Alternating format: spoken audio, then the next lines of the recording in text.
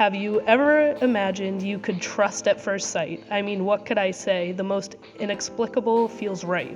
My long-lost friend, it feels like years. You carry a heavy weight load. You lift these emotional and physical burdens with all your strength. In my eyes, that's what separates the world from you. I thank you for entering my life at my highs and remaining there when I've not been at my best. I was weak when you were strong. You were right when I was wrong. The tears in your eyes made me realize, Mama, I apologize.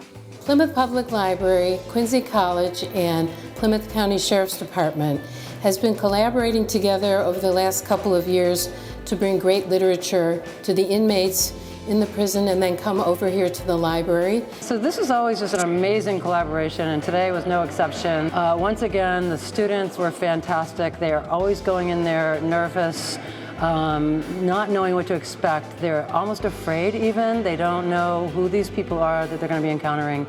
And then I think they are always so surprised, and they walk away saying that, you know, they think it's a shame that these really smart, articulate, intelligent men are where they are. I was a little anxious at first. I'd never been to a prison before.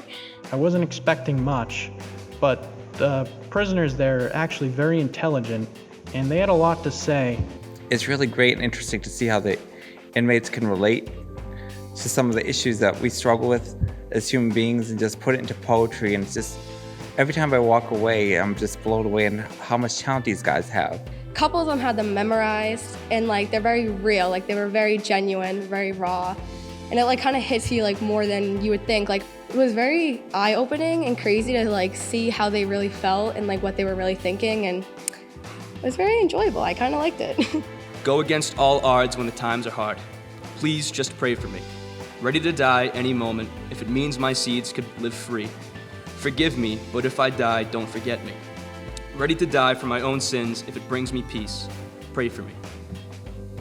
A slave to my work, my grave is the earth. It's nothing for me to go all out for those who mean everything to me. Just please pray for me. It rose to number 5 on the adult contemporary Billboard chart.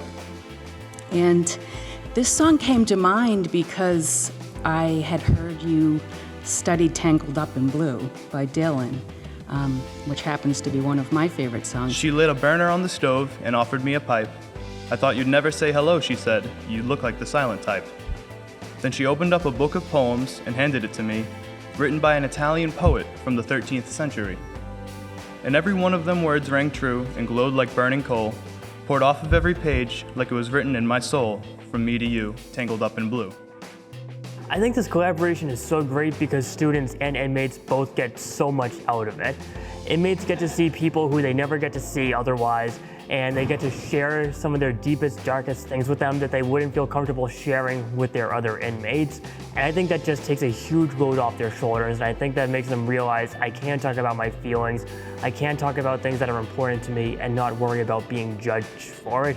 You don't often get to see the way someone in that situation is thinking or what it's like for them, but in order to hear their poetry and lyrics, it's almost like a way for them to be free themselves. It was also like therapeutic for everyone involved. It was amazing.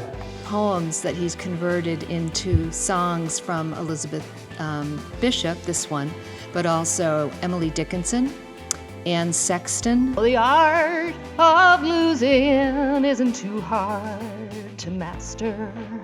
So many things seem filled with intent to be lost. That literature brings people together, that we can come from different backgrounds, different neighborhoods, different experiences, and yet through talking about poetry, whether it was written 200 years ago or yesterday, we still find things in common and things that get us excited talking about human experiences.